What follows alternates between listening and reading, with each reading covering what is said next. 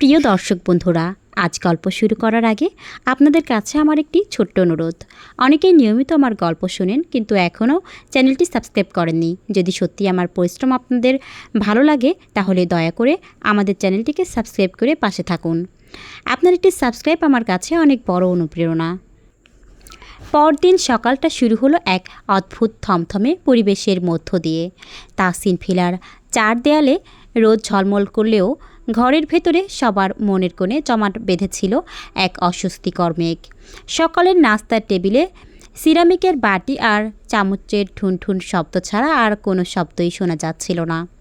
ফয়সাল তাহসিন গম্ভীর মুখে পরোটায় কামড় দিচ্ছেন, সাজ্জাদ তাহসিন চায়ের কাপে চামচ নাড়ছেন, আর সুলতানা তাহসিন ও রেশমা তাহসিন চুপচাপ তদারকি করছেন। নুসা একটা ছোট্ট বাটিতে ফরাজের জন্য কম চিনির চা আর দুটো ড্রাই টোস্ট নিয়ে ড্রয়িং রুমের কোণ ঘেঁষে দাঁড়িয়ে থাকা ডাইনিং টেবিলের দিকে এগুলো। কাল রাতে ফরাজের শেষ কথাটা, কাল সকালে তৈরি থেকো, সিটি কর্পোরেশন অফিসে যেতে হবে। পুরো রাত নুসাকে ঘুমোতে দেয়নি। সে হাজারটা হিসাব মেলাতে চেষ্টা করেছে, কিন্তু মেজর ফরাজ তাহসিন নামের এই মানুষটার মনের অগাধ অতল স্পর্শ করা তার মতো সাধারণ মেয়ের পক্ষে অসম্ভব। নুসা ট্রেটা ফরাজের সামনে রাখতেই ফরাজ ল্যাপটপ থেকে চোখ সরালো। পরনে ফরাজের হালকা ছাই রঙের ফর্মাল শার্ট, হাতার দুটো নিখুঁতভাবে কনুই পর্যন্ত গোটানো, চুলে হালকা জলছাপ, চেহারায় কাটা কাটা শানিত ভাব। ফরাজ চায়ের কাপে এক চুমুক দিয়ে নিচু অথচ গম্ভীর গলায় বলল, তৈরি হতে কতক্ষণ লাগবে? নুসা ঢোকিলে বলল, আমি তো তৈরি আছি, কিন্তু সিটি কর্পোরেশন অফিসে কেন যেতে হবে? চাচু তো বললেন বিয়ের কাগজপত্র যা লাগবে তা কাজী সাহেবই বাসায় এসে দেখবেন। ফরাজ চায়ের কাপটা প্লেটে রাখার সময় সামান্য ঠক করে শব্দ হলো। সে নুসার চোখের দিকে সরাসরি তাকালো। তার বরফ শীতল চাউনিতে কোনো অস্থিরতা নেই, যেন বিশাল এক মহাসমুদ্রের নিচে লুকিয়ে থাকা নিশ্চল পাথর। আমি তোমাকে বা অন্য কাউকে জবাবদিহি করতে বাধ্য নই নুসা, ফরাজ ধীর ও স্পষ্ট উচ্চারণে বলল। আমি যা বলছি ঠিক ততটাই করো। নিশাত তৈরি? পাশেই ডাইনিং টেবিলের শেষ মাথায় বসে বড় একটা রুটিতে জ্যাম মাখছিল নিশাত। ফরাজের গলা শুনে সে তাড়াতাড়ি মুখটা গিলে নিয়ে বলল, জি ফরাজ ভাইয়া, আমি একদম রেডি। বাইকের চাবিও পকেটে নিয়েছি, আপনি বললেই দিলেই রওনা দেব। ঠিক তখনই দোতলার সিঁড়ি দিয়ে ধূপধাপ শব্দ করে নেমে এলো ফারিহা, হাতে তার একটা বড় সাইজের চিপসের প্যাকেট। নুসা আর ফরাজের মধ্যে এই গম্ভীর কথোপকথন ফারিহার নজর এড়ালো না। সে এসেই ফরাজের পাশের খালি চেয়ারটাই ধপ করে বসে পড়ল। ওহ বাবা, সবাই কোথায় যাচ্ছ সকাল সকাল? ফারিহা চিপসে একটা বড় কামড় বসিয়ে মুখ বাঁকিয়ে বলল, নিশাত ভাইয়া, তুই তো আজকাল ফরাজ ভাইয়ার পার্সোনাল বডিগার্ড হয়ে গেছিস মনে হচ্ছে। আর নুসাপু, তুই কেন ওর সাথে যাচ্ছিস? শাহরিয়ার ভাইয়াকে একটা ফোন করে জানিয়ে দে না। কালকে শাহরিয়ার ভাইয়া তোকে এত সুন্দর একটা ফোন কিনে দিল, তুই ওটা ধরছিসই না। রেশমা তাহসিন রান্নাঘর থেকে বের হয়ে ফারিহাকে বকে উঠলেন, ফারিহা, সকালে উঠেই নিজের বড় ভাইয়ের সাথে মুখ চালানো শুরু করলি? ফরাজ ওর কাজের প্রয়োজনে নুসাকে নিয়ে যাচ্ছে, এতে তোর এত চুলকানি কিসের? ফরাজ একদম স্বাভাবিক ভঙ্গিতে চায়ের কাপে শেষ চুমুক দিল। ফারিহার এই চাচাস্থলা কথার পর ঘরে যে কেউ রেগে আগুন হতে পারত, কিন্তু ফরাজ তাহসিন মোটেও সাধারণ মানুষ নয়। সে ফারিহার দিকে এক পলক তাকালো, তারপর খুব ধীর কণ্ঠে বলল, ফারিহা, সকাল 8টায় চিপস খাওয়াটা পাকস্থলীর জন্য ক্ষতিকর, আর অন্যকে নিয়ে মাথা ঘামানোর চেয়ে যদি নিজের স্কুলের পড়াটা ঠিকঠাক করতে তবে এবার হাফ ইয়ারলি পরীক্ষায় অঙ্কে এত কম নম্বর পেতে হতো না। ফারিহা হাঁ হয়ে গেল। তুমি আমার মার্কশিট কিভাবে জানলে? আমি এই বাড়ির বড় ছেলে। ফরাজ শান্তভাবে উঠে দাঁড়ালো। আমি কার কী খবর রাখি তা তোমার ধারণার বাইরে। নিশাত, চলো। নিশাত তাড়াতাড়ি হাত মুছে উঠে দাঁড়ালো। নুসা আর কোনো কথা না বাড়িয়ে মাথার ওড়নাটা ভালো করে টেনে দিয়ে ফরাজের পেছনে পেছনে হাঁটতে লাগলো। যাওয়ার সময় ফারিহা নুসার হাত চেপে ধরে ফিসফিস করে বলল, নুসা আপু, কোনো কাগজে না পড়ে সই করবি না কিন্তু। ওই রাক্ষসটার কোনো ভরসা নেই। নুসা শুধু একটা বিষাদময় হাসি দিল। সকাল 9:30। ঢাকা সিটি কর্পোরেশন অফিসের চারপাশটা বেশ শোরগোলপূর্ণ। ফাইল বগলে মানুষের ছোটাছুটি, উকিলদের ভিড় আর কড়া রোদের উত্তাপ। ফরাজ তার চিরচেনা দীর্ঘ ও দাপুটে কদমে অফিসের ভেতরে প্রবেশ করলো। তার মিলিটারি স্বভাবের কারণে চলার গতি অত্যন্ত দ্রুত ও সুনির্দিষ্ট। নিশাত আর নুসা তার পেছনে পেছনে আসছিল। নুসার বুকের ভিতরটা দুরু দুরু কাঁপছে। শাহরিয়ার সকালে দুবার ফোন করেছিল, কিন্তু নুসা ভয়ে ফোনটা রিসিভ করতে পারেনি। সে জানে শাহরিয়ার যদি জানে যে সে ফরাজের সাথে সিটি কর্পোরেশন অফিসে এসেছে, তবে সে হয়তো ছুটে আসবে এবং একটা বড় ধরনের ঝামেলা তৈরি হবে।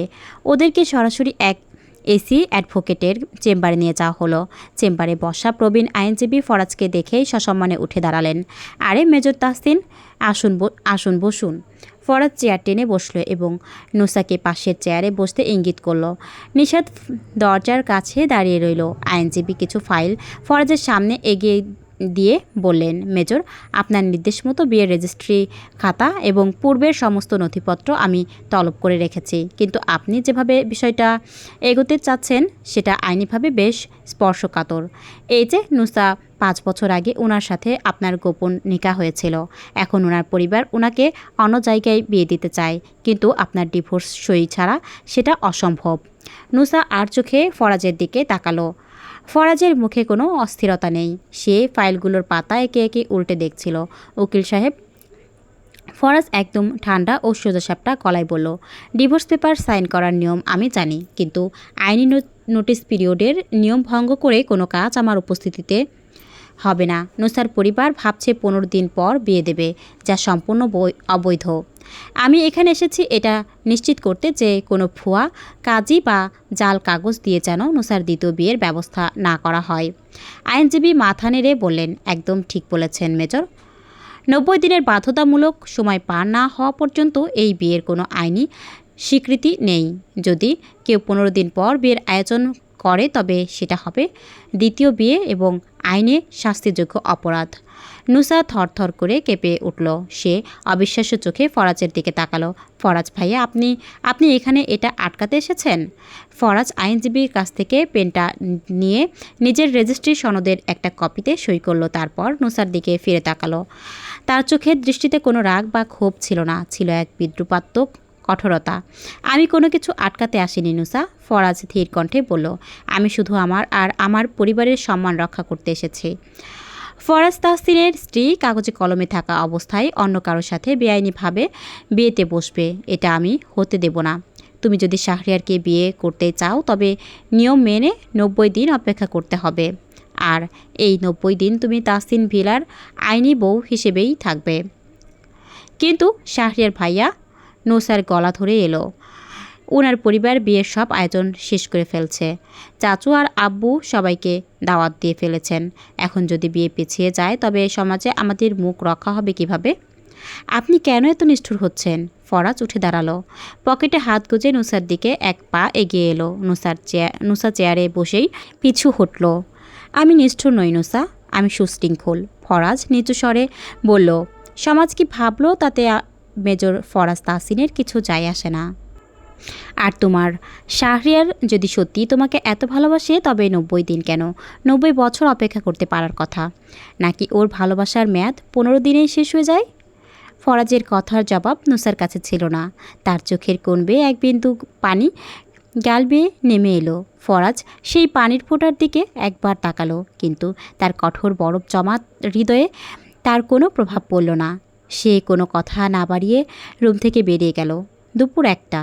তাহসিন ভিলার ড্রয়িং রুমে যেন সাইক্লোন বয়ে গেছে। ফরাজ, নুসা আর নিশাত বাড়ি ফেরা মাত্রই ফয়সাল তাহসিন ধপাস করে সোফায় বসে হাত উঁচিয়ে গর্জে উঠলেন। ফরাজ, তুমি সিটি কর্পোরেশনে গিয়ে উকিল দিয়ে বিয়ের নোটিশ আটকে দিয়েছ? তোমার এত বড় সাহস? সোফায় বসা সুলতানা তাহসিন ফুপিয়ে কাঁদছেন, আর রেশমা তাহসিন ফয়সাল তাহসিনকে শান্ত করার চেষ্টা করছেন। পাশে বসা শাহরিয়ারের ফর্সা মুখ রাগে লাল হয়ে গেছে। তার হাতে শপিংয়ের কিছু ক্যাটালগ ছিল, যা সে সোফার টেবিলে ছুঁড়ে ফেলেছে। ফরাজ একদম স্বাভাবিক ভঙ্গিতে সোফার মুখোমুখি এসে দাঁড়ালো। তার চোখে মুখে সামান্যতম অপরাধ বোধ নেই। আমি কোনো কিছু আটকাইনি আব্বু। ফরাজ স্থির অথচ ভারী গলায় বলল, আমি শুধু আইন প্রয়োগ করেছি। আপনারা যেটা করতে যাচ্ছিলেন সেটা বেআইনি। নুসা এখনও আমার আইনি স্ত্রী। 90 দিনের ডিগ্রি জারি ছাড়া ওর দ্বিতীয় বিয়ে হতে পারে না। আপনি কি চান আপনার ভাইজি আর শাহরিয়ার বেআইনি বিয়ের অভিযোগে আদালতে চক্কর কাটুক? শাহরিয়ার এক ছটকায় বসা থেকে উঠে দাঁড়ালো। সে ফরাজের মুখোমুখি এসে কড়া গলায় বলল, ফরাজ, তুমি আইনের দোহাই দিচ্ছ, কিন্তু আসলে তুমি নুসার জীবনটা নষ্ট করতে চাইছো। তুমি 5 বছর আগে ওকে ফেলে পালিয়ে গিয়েছিলে, তখন তোমার আইনের কথা মনে পড়েনি? এখন নুসা যখন আমার সাথে সুখে থাকতে চায়, তখন তুমি মাঝখান থেকে নিজের অহংকার দেখাচ্ছ। ফরাজ শাহরিয়ারের কথার তোয়াক্কাই করল না। সে শাহরিয়ারের থেকে 2 ইঞ্চি লম্বা, সামরিক শক্তিতে সুগঠিত দেহ। সে শান্ত চোখে শাহরিয়ারের দিকে তাকালো। শাহরিয়ার ফরাজ ঠান্ডা গলায় বলল, আমার আর নুসার অতীতের হিসেব আমি তোমার কাছে দিতে বাধ্য নই। আর অহংকার, তুমি যাকে অহংকার বলছো মিলিটারিতে সেটাকে শৃঙ্খলা বলে। নুসা আমার রেজিস্টার্ড স্ত্রী। আমি ওকে ছেড়ে দিয়েছি কিনা সেটার সিদ্ধান্ত আমার। আমি তো তোমাকে নুসাকে বিয়ে করতে বারণ করিনি, শুধু বলেছি আইনের 90 দিন পার হোক। তুমি কি 90 দিন অপেক্ষা করতে ভয় পাচ্ছ? তোমার ভালোবাসার উপর কি এতটুকু ভরসা নেই? শাহরিয়ার দমে গেল। ফরাজের এই শানিত যুক্তি আর বরফ শীতল স্থিরতার সামনে তার সমস্ত ক্ষোভ যেন দেয়ালে ধাক্কা খেয়ে ফিরে এলো। শাহরিয়ার নুসার দিকে তাকালো। নুসা তখনও কেঁদে চলেছে, মাথা নিচু করে দাঁড়িয়ে আছে। শাহরিয়ার এগিয়ে এসে নুসার কাঁধে হাত রাখলো। নুসা, তুমি কেঁদো না। আমি আঙ্কেলকে বলবো বিয়ের তারিখ পিছিয়ে দিতে। 90 দিন, আমি 3 মাস ফরাজের এই অহংকার সহ্য করব, কিন্তু তোমাকে আমি আমার করেই নিয়ে যাব। নুসা শাহরিয়ারের দিকে তাকালো। শাহরিয়ারের চোখে সত্যি ভালোবাসার গভীরতা আর আত্মত্যাগ স্পষ্ট, কিন্তু পাশেই দাঁড়িয়ে থাকা ফরাজের উদাসীন চেহারাটা নুসাকে আরও বেশি ব্যথিত করল। ফরাজ নুসার বিয়ের ব্যাপারে বিন্দুমাত্র মাথা ব্যথা দেখাচ্ছে না, নুসাকে ভালোবাসার কোনো প্রকাশ ঘটাচ্ছে না, আবার মুক্তিও দিচ্ছে না। যেন নুসা তার জীবনের একটা সাধারণ খাতা, যা সে বন্ধও করছে না, আবার অন্য কাউকেও ছুতে দিচ্ছে না। ফারিহা ড্রয়িং রুমের কোণ থেকে নিশাদকে কুনুই দিয়ে গুঁতো দিয়ে ফিসফিস করে বলল, দেখলি নিশাদ ভাইয়া, বরফ শীতল বাঘ কীভাবে শাহরিয়ার ভাইয়াকে এক নিমেষে ঠান্ডা করে দিল। উফ, লোকটা যে কি জিনিস!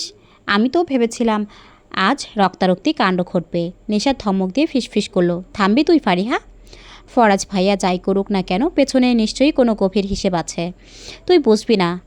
হিসেব না ছাই, শুধু ধমক আর আইনি পথ। ফারিহা ভেংচি কাটল। ফয়সাল তাহসিন রাগে গজগজ করতে করতে উঠে নিজের ঘরে চলে গেলেন। সুলতানা তাহসিনও কাঁদতে কাঁদতে নুসাকে নিয়ে নিজের ঘরে গেলেন। ড্রয়িং রুমে তখন শুধু ফরাজ আর শাহরিয়ার মুখোমুখি দাঁড়িয়ে। শাহরিয়ার ফরাজের দিকে তাকিয়ে ঠান্ডা গলায় বলল, ফরাজ, তুমি জিততে পারবে না। নুসা আমাকে ভালোবাসে। এই 90 দিন শেষ হলে তুমি শুধু একটা আইনি সই দেবে না, নুসাকে চিরদিনের জন্য হারাবে। ফরাজ এক চিলতে বিদ্রুপের হাসি ফুটিয়ে তুলল। পকেটে হাত গুজে সে সিঁড়ির দিকে পা বাড়ালো। সময়ের হিসেব সময় করবে শাহরিয়ার। ফরাজ পেছন ফিরে না তাকিয়েই ধীর পায়ে সিঁড়ি বেয়ে উপরে উঠতে উঠতে বলল, দেখা যাক 90 দিন পর কে কাকে হারায়। ফরাজের সেই রহস্যময় কথার প্রতিধ্বনি তাহসিন ভিলার দেয়ালে দেয়ালে ধাক্কা খেতে লাগলো। নুসা তার ঘরের জানালা দিয়ে বারান্দায় দাঁড়িয়ে থাকা ফরাজকে দেখছিল। ফরাজ আকাশের দিকে তাকিয়ে আছে, উদাসীন, কঠিন আর অনমনীয়। সিটি কর্পোরেশন অফিসের সেই ঘটনার পর থেকে তাহসিন ভিলার পরিবেশ আরও ভারী হয়ে উঠেছে।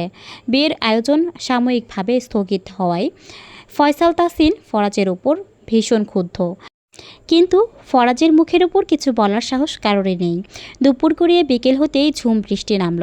শ্রাবণের ঘন কালো মেঘে পুরো আকাশ ঢেকে গেছে। বাতাসের তোড়ে জানালার কাঁচগুলো কেঁপে কেঁপে উঠছে। রান্নাঘরে নুসা আর ফারিহা সন্ধ্যার নাস্তার প্রস্তুতি নিচ্ছিল। ফারিহা একটা কাচের বয়াম থেকে বিস্কুট বের করতে করতে বলল, নুসা আপু, তুমি সত্যি শাহরিয়ার ভাইয়াকে বিয়ে করবি?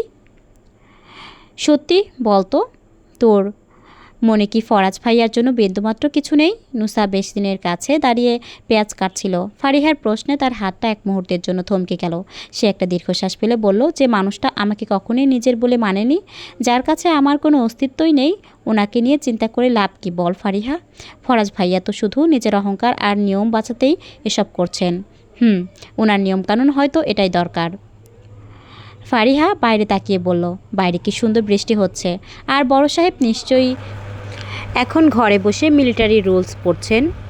ঠিক তখনই রান্নাঘরের দরজায় এসে দাঁড়ালো নিশাত। হাত দিয়ে চুল মুছতে মুছতে বলল, ফারিহা, তুই আবার ফরাজ ভাইয়ার নামে গিবত গাওয়া শুরু করেছিস? উনি কিন্তু বৃষ্টির মধ্যে ছাদে গেছেন, ছাদ ভিজে একাকার, আর উনি নাকি বৃষ্টি উপভোগ করছেন। নুসা চমকে উঠে নিশাতের দিকে তাকালো। ফরাজ ভাইয়া ছাদে? হ্যাঁ। নিশাত আপেলের বাটি থেকে একটা আপেল তুলে নিয়ে বলল, তবে ওনার চোখ মুখ দেখে মনে হলো কোনো গভীর চিন্তায় আছেন। সচরাচর তো ওনাকে এমন গম্ভীর ছাড়া অন্য কিছু হতে দেখিনি। নুসা কিছু না ভেবেই গরম চায়ের ট্রেটা হাতে নিল। ফরাজ কম চিনির চা পছন্দ করে, তাই বানিয়ে রেখেছিল। নিজের অজান্তেই তার পা দুটো সিঁড়ির দিকে এগোতে লাগলো। ফারিহা পেছন থেকে ডেকে বলল, নুসা আপু, তুই আবার ওই আইসবার্গের কাছে যাচ্ছিস? তোকে কিন্তু আবার ধমক দেবে। নৌসা কোনো উত্তর দিল না। ট্রে হাতে সে ছাদে উঠে এলো। বৃষ্টির ছাট এসে ছাদের মেঝে ভিজিয়ে দিচ্ছে। ছাদের এক কোণে রেলিং ধরে দাঁড়িয়ে আছে মেজর ফরাজ তাহসিন। গায়ে কালো রঙের একটা ক্যাজুয়াল টি শার্ট, যা বৃষ্টির পানিতে জায়গায় জায়গায় ভিজে গায়ে সেটে গেছে। ঝাপসা আলোয় তার সুরুক উঠিত চোয়াল আর পিঠের বিশাল ছায়া নুসার বুকের ভেতর একটা অজানা আলোড়ন সৃষ্টি করলো। নুসা ছাদের একপাশে দাঁড়িয়ে সাবধানের চায়ের কাপটা ট্রিতে সামলে নিল। ফরাজ ভাইয়া, আপনার চা। নুসার কণ্ঠস্বর বৃষ্টির শব্দের মাঝেও ফরাজের কানে পৌঁছালো। ফরাজ ধীর পায়ে ঘুরে দাঁড়ালো। নুসাকে ছাতা ছাড়া ভিজে ভিজে ট্রিতে চায়ের কাপ নিয়ে দাঁড়িয়ে থাকতে দেখে তার চোখের মনি সামান্য সংকুচিত হলো। নুসার ওড়নার আঁচল ভিজে গায়ে জড়িয়ে গেছে, আর ফর্সা মুখের বৃষ্টির ফোঁটাগুলো মুক্তোর মতো চিকচিক করছে। ফরাজের কঠিন বরফ শীতল বুকের ভেতর হঠাৎ যেন এক অদৃশ্য স্পন্দন থমকে গেল। এতদিন নুসাকে শুধুই একটা দায়িত্ব, একটা নিয়ম আর পারিবারিক শিকল মনে করে এসেছে, কিন্তু আজ বৃষ্টির ধারায় এই নিষ্পাপ মেয়েটির ফ্যাকাশে অথচ সুন্দর মুখের দিকে তাকিয়ে ফরাজের ভেতর জমে থাকা কঠিন আইসবার্গটা অলক্ষ্যে খানিকটা গলতে শুরু করলো। তবে ফরাজ তাহসিন নিজের অনুভূতি প্রকাশ করার মতো দুর্বল পুরুষ নয়। সে কঠোরতা বজায় রেখে কয়েক পা এগিয়ে এলো। বৃষ্টিতে ভিজছো কেন? অসুখ করবে তো। ফরায়েজের গলায় সেই একই ভারী ও শানিত সুর, তবে সামান্যতম হলেও সেখানে একটা অদৃশ্য যত্নের স্পর্শ লুকিয়েছিল। নুসা চায়ের ট্রেটা এগিয়ে দিয়ে বলল, চা ঠান্ডা হয়ে যাচ্ছে, তাই দিতে এলাম। আর আপনিও তো ভিজছেন। ফরাজ চায়ের কাপটা নিতে নিল। এক চুমুক দিয়ে ঠান্ডা চোখে নুসার দিকে তাকালো। তুমি কি ভাবছো সিটি কর্পোরেশনে গিয়ে আমি শাহরিয়ার আর তোমার বিয়ে আটকে দারুণ কোনো অপরাধ করেছি? নুসা মাথা নিচু করে বলল, আমি জানি না, তবে আপনি যদি আমাকে নাই চান, তবে মাঝখান থেকে আমাকে এভাবে ঝুলিয়ে রেখে কষ্ট দিচ্ছেন কেন? ফরাজ নুসার একদম কাছে এসে দাঁড়ালো। নুসার ভিজে যাওয়া চুলের একটা তাস্তি বাতাসের তোড়ে নুসার চোখে এসে পড়ছিল। ফরাজের হাতটা অজান্তেই নুসার মুখের দিকে এগোলো, তবে নুসাকে স্পর্শ করার ঠিক 1 ইঞ্চি আগে সে নিজেকে সামলে নিল। হাতটা নামিয়ে পকেটে গুজে নিল ফরাজ। আমি তোমাকে কষ্ট দিচ্ছি না নুসা। ফরাজ নিচু ও গম্ভীর স্বরে বলল, আমি শুধু তোমাকে এমন একটা ভুল সিদ্ধান্ত নেওয়া থেকে থামাচ্ছি যার খেসারত তোমাকে সারা জীবন দিতে হতে পারে। শাহরিয়ারের ভালোবাসার চাকচিক্য দেখে সত্যিটাকে ভুলে যেও না। শাহরিয়ার ভাইয়া আমাকে সত্যি ভালোবাসেন। নুসা একই মতো বলে উঠল, উনি আপনার মতো নিষ্ঠুর নন। নুসার এই অবাধ্যতা দেখে ফরাজের চোখ দুটো সামান্য শক্ত হয়ে এলো, কিন্তু হৃদয়ের কোথাও যেন নুসার এই তীব্র শাহরিয়ার প্রীতি ফরাজকে আহত করলো। সে আর চোখে নুসার ভেজা থরথর কাঁপুনিটা দেখল। ফরাজ কোনো কথা না বলে নিজের গায়ের শার্টটা খুলে নুসার কাঁধে জড়িয়ে দিল। নুসা চমকে উঠে ফরাজের দিকে তাকালো। ফরাজের গায়ে এখন শুধু পাতলা ভিজে যাওয়া গেঞ্জি, যা তার শক্তিশালী পুরুষালী গড়নকে স্পষ্ট করে তুলছে। চা খাওয়া শেষ। ফরাজ খালি কাপটা ট্রিতে রেখে নুসার দিকে এক পলক তাকালো। তার চোখের সেই শানিত চাহনিতে আজ রাগের বদলে এক গভীর অনাবৃষ্কৃত ভালো লাগার ছাপ লুকিয়েছিল, যা নুসা হয়তো পড়তে পারল না, কিন্তু ফরাজ নিজের ভেতরে তা স্পষ্ট অনুভব করলো। নিচে যাও, ঠান্ডা লাগালে কাল থেকে আর ঘর থেকে বের হতে দেব না। ফরাজ কড়া গলায় হুকুম দিয়ে অন্যদিকে মুখ ফিরিয়ে নিল। নুসা কাঁধে ফরাজের গরম শার্টের উষ্ণতা অনুভব করতে করতে ট্রে নিয়ে সিঁড়ি দিয়ে নেমে গেল। ছাদে একা দাঁড়িয়ে রইল মেজর ফরাজ তাহসিন।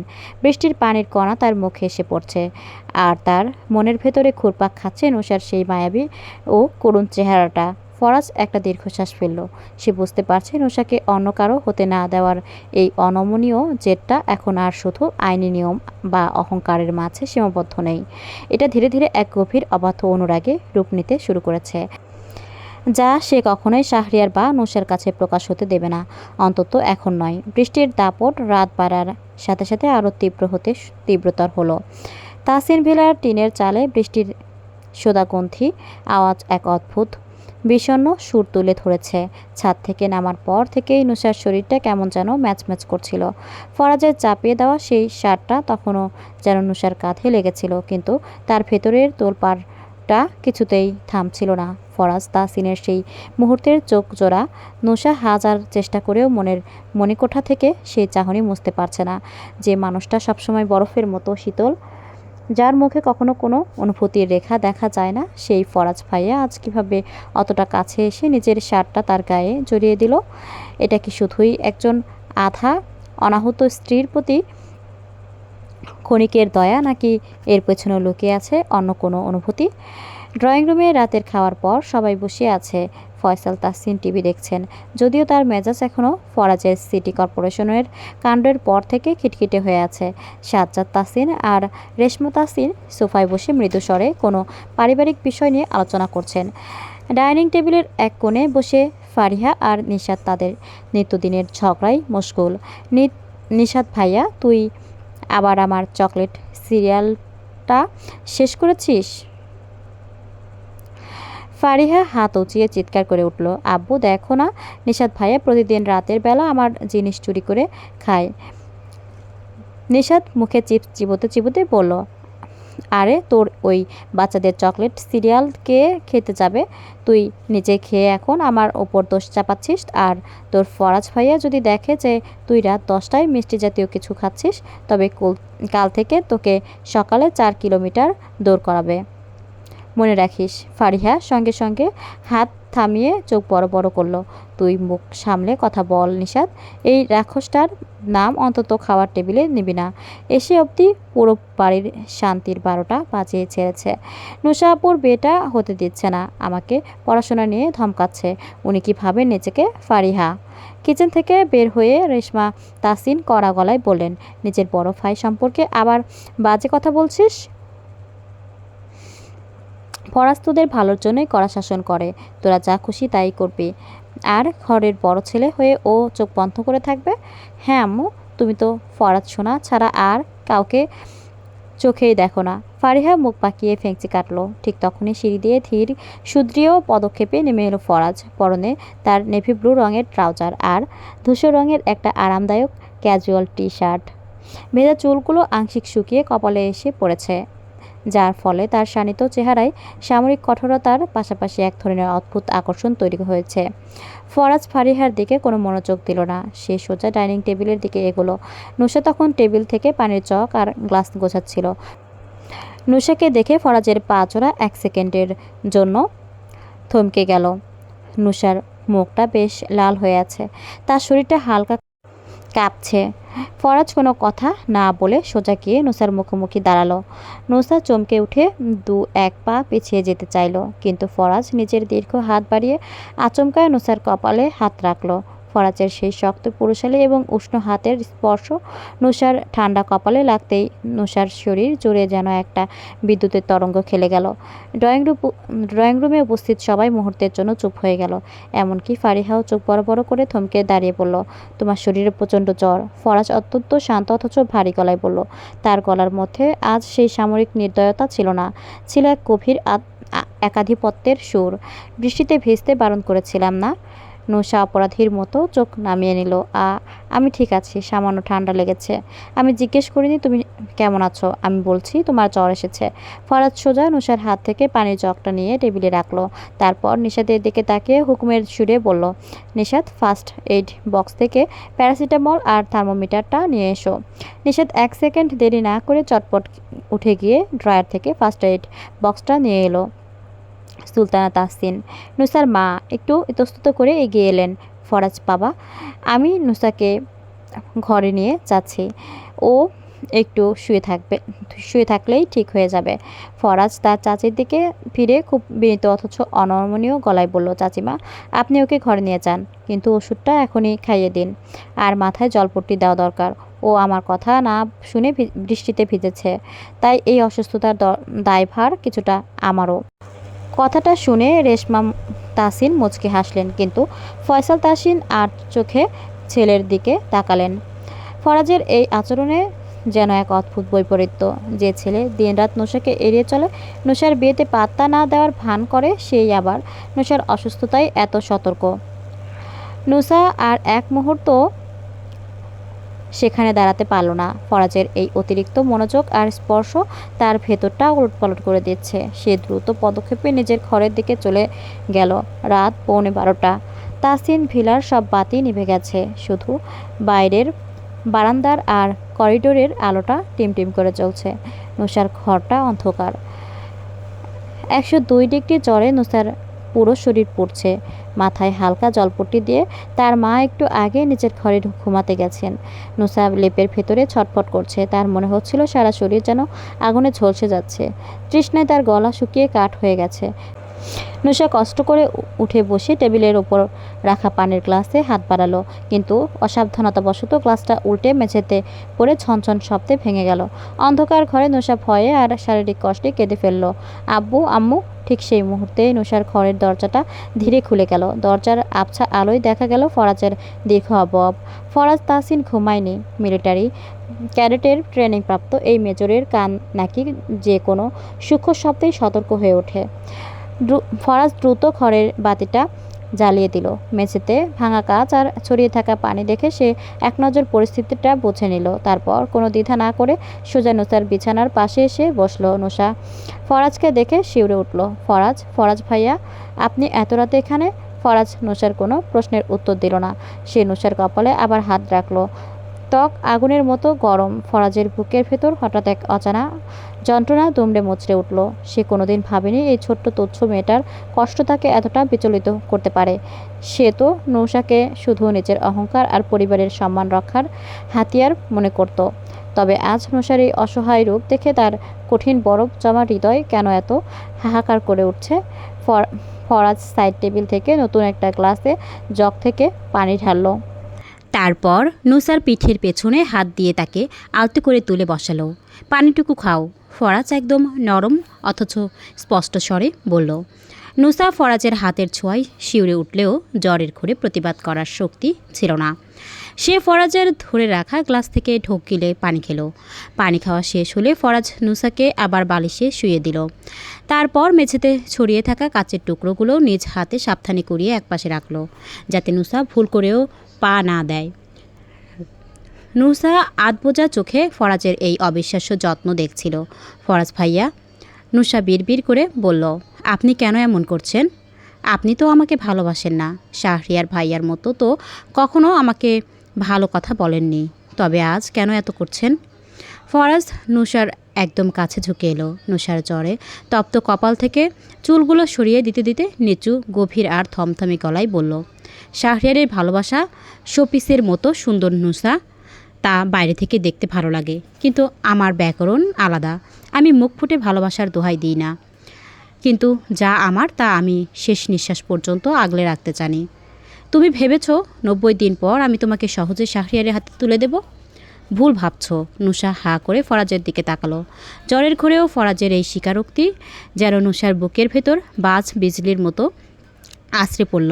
ফরাজ তাসিনের ভেতরে যে শুধুই রাগ আর নীতি নেই, আছে এক তীব্র অবাধ্য এবং গোপন অনুরাগের দাবানল, তা আজ স্পষ্ট হয়ে গেল।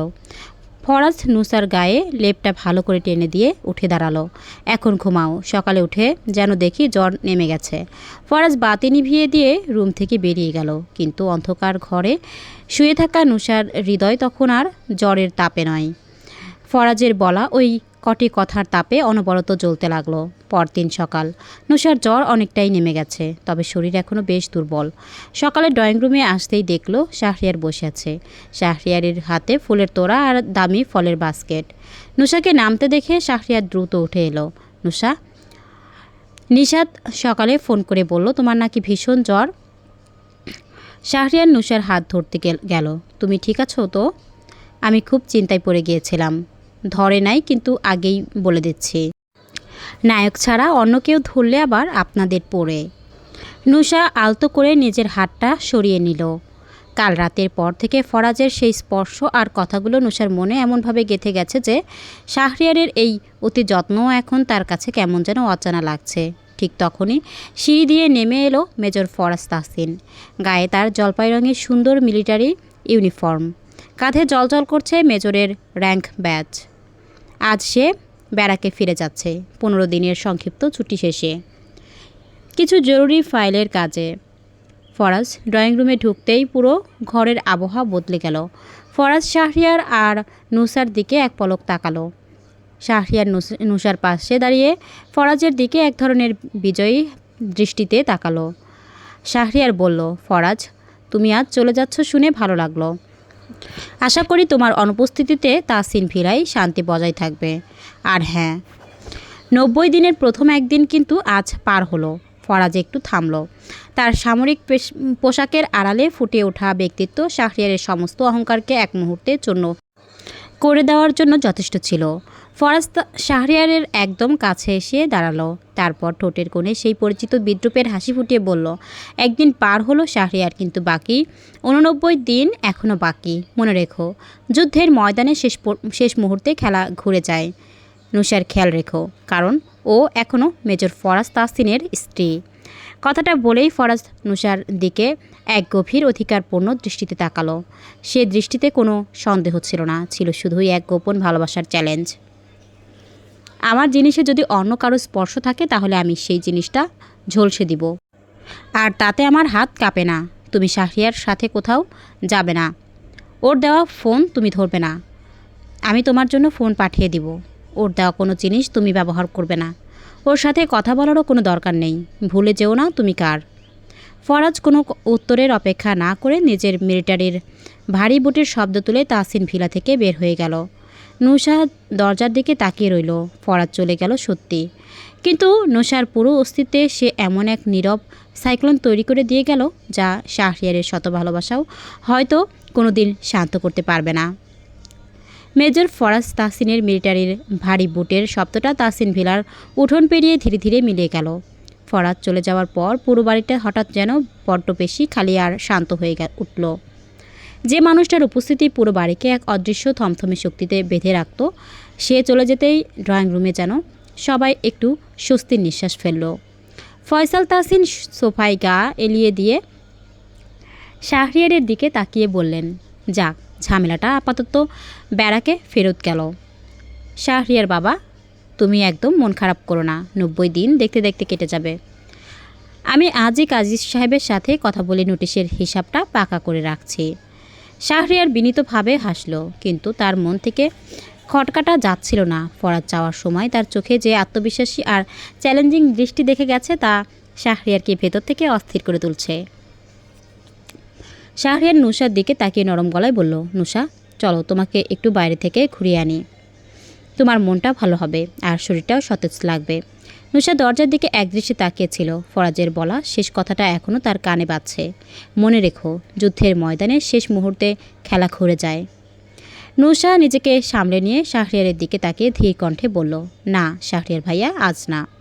আমার শরীরটা এখনও বেশ দুর্বল লাগছে। আমি একটু নিজের ঘরে গিয়ে রেস্ট নেই। সুলতানা তাহসিন, নুসার মা, ব্যস্ত হয়ে উঠলেন। হ্যাঁ বাবা, শাহরিয়ার মেয়েটার কাল রাতেও 102 ডিগ্রি জ্বর ছিল। আজ বরং ও বিশ্রাম নিক। তুমি কাল এসো। শাহরিয়ার আর জোর করল না। সে চলে যাওয়ার পর নুসা ধীর পায়ে নিচের ঘরে চলে এলো। ঘরে ঢুকে নুসার নজর গেল সাইড টেবিলের দিকে। সেখানে কাল রাতের সেই ভাঙা কাচের কোনো চিহ্ন নেই। ফরাজ নিজ হাতে সব পরিষ্কার করে গেছে। নুসা বিছানায় গিয়ে বসল। বালিশের পাশে হাত বাড়াতেই তার চোখ আটকে গেল একটা ছোট সাদা খামের ওপর। খামের নিচেই একটা ফোনের বাক্স। নুসা অবাক হয়ে খামটা হাতে নিল। খামের ওপরে ফরাজের স্পষ্ট ও কাটা কাটা হাতের লেখা নুসা। নুসার বুকের ভেতর ধরফরানি বেড়ে গেল। ফরাজ চলে যাওয়ার আগে এই চিঠিটা রেখে গেছে। সে দ্রুত খামটা খুলে ভেতর থেকে লেখা কাগজটা বের করলো। নুসা, আমি ব্যারাকে ফিরছি, তবে তার মানে এই নয় যে তুমি মুক্ত।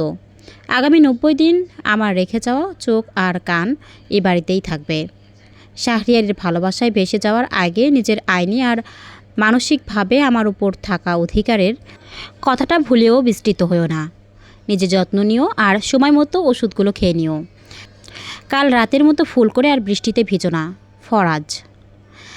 চিঠিটা পড়ে নুসার চোখ দুটো ঝাপসা হয়ে এলো। লোকটা কেমন অদ্ভুত, সামনে থাকলে শুধু ধমক আর কঠোরতা দেখাবে, আর দূরে গিয়ে এমনভাবে মনের ভেতর আটকে রাখবে যে তাকে ভোলাই অসম্ভব করে তুলবে। নুসা চিঠিটা বুকের কাছে জড়িয়ে ধরে বিছানায় শুয়ে পড়ল।